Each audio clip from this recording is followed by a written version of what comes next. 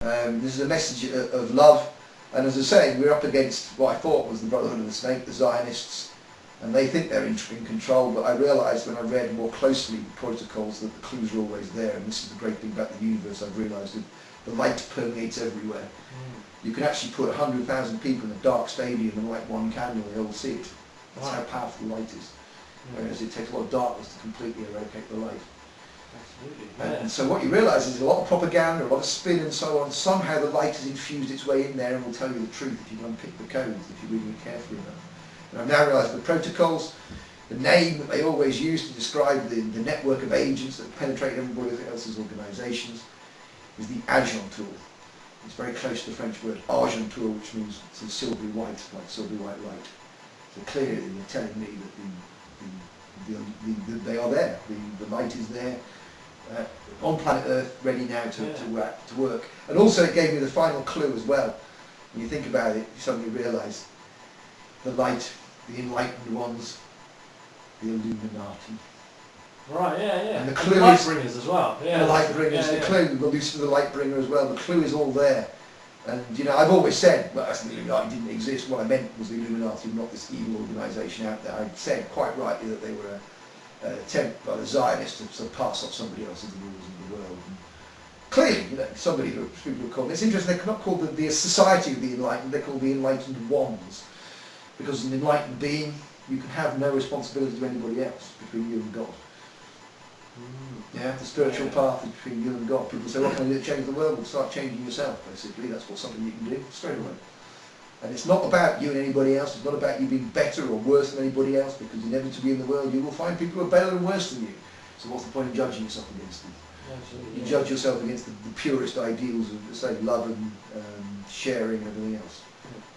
So basically, because let's just wind up a little bit, but it's been absolutely wicked so far. But I was just thinking about these rulers, who are being like particularly bad to everybody. Because I always thought, I'm up for rulers generally, as long as they're nice rulers, like helping people do things, that'd be good, wouldn't it? Helping people be creative and like live wonderful lives free of debt, This was the original role of the king. The original king was a mediator between his people. He looked after his people and so on. It's only the Zionist version of the king who was an authoritarian ruler. Yeah, but then you're saying all this negatives is about to come splat back in their face, right? Yeah. Absolutely. Well, they're so soaked with darkness they can't get away from it. There's all this talk as well that the aliens are going to come and save them. Well, my information is that there's a band around the planet that stops the aliens getting in, basically. So they're not going to get saved by spaceships coming to pick them up. Those aliens can't get through the barrier. Ah, right, yeah. So these people, by the way, are the descendants of the aliens that we call the Anunnaki. The Anunnaki is the generic term for alien. And the original humans. These are the people with bloodline. Yeah, right. Yeah, so basically, there's only one way out for them, and that's to find unconditional love, right? Yeah, to basically abolish all ego and to I just want to mention one thing to make sure people are absolutely certain about what the ascension is. The universe is ascending into a different shape. And what is going to happen, as I say, this is all my understanding at the moment, is that there will be no more man consciousness, basically. There will be, because what's now is going to split. The whole creation of man, I can't really go into that, it's all very long and complicated. But the issue about knowledge and the fall of man is about self-interest. The original man that was created on the plains of heaven above, which is actually a solid place. It's not ethereal. There is an ethereal place above that, but this is a solid place, much like Earth, in which we played out these early things. But the early man was this creature that was entirely socially cooperative and had no consciousness of self-interest. And it only appears to be, I think, by some kind of genetic blending with the demons or the serpents, as I'm going to call them, that the serpents somehow put self-interest into man. And once he had self-interest, of course, he had to fall still further down to this hologram within a hologram, essentially. That's what happened. But what I want to say now is that if you haven't got yourself to the level of the Messiah, because the second coming of Jesus Christ is the rising of this Jesus Christ consciousness within the people themselves, not coming, I'm the final incarnate, I'm not the second coming. And basically, that means at that moment, the whole shape of the universe will change. In fact, what people don't know is our solar system has two suns. It has a yellow sun and a black sun. And again, this is the corollary of the Anunnaki splitting Tiamat in two, the original Earth. So it created two messiahs, but also, again, as above, so below, created two suns in our solar system. But the other sun is in fact a black hole. And it's going to suck out this hologram with all the evil, all the demons and so on. And they'll be sealed up there for what's described as 1,000 years. And obviously in biblical terms it's very hard to understand what 1,000 years means. And if I've understood this correctly, we're about to enter the seventh age. This in the description of creation is when God stands there and surveys what he's created. The seventh day. This is it. We're at the end of the sixth day now, basically coming to the seventh day.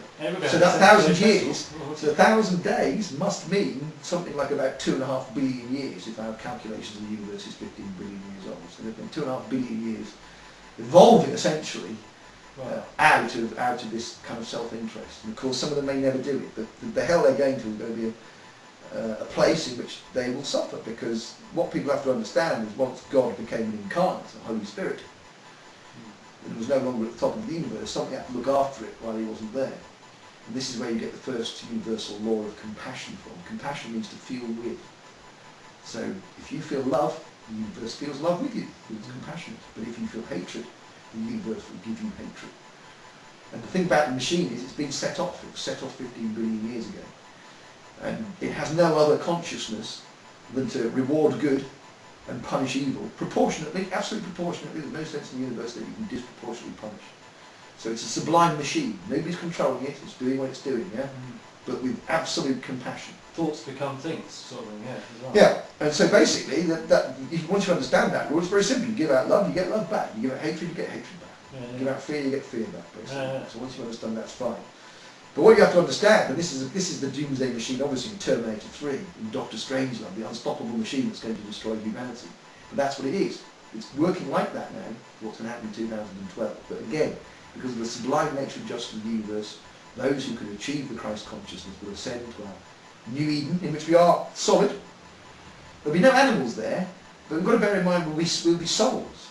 Yeah? The soul's not there. The idea that we play our lives out in 70 years is nonsense. A series of incarnations of different souls. So it's these souls that are playing this game out. So they're the souls, you'll live with the soul of the new Eden, but you'll be physical.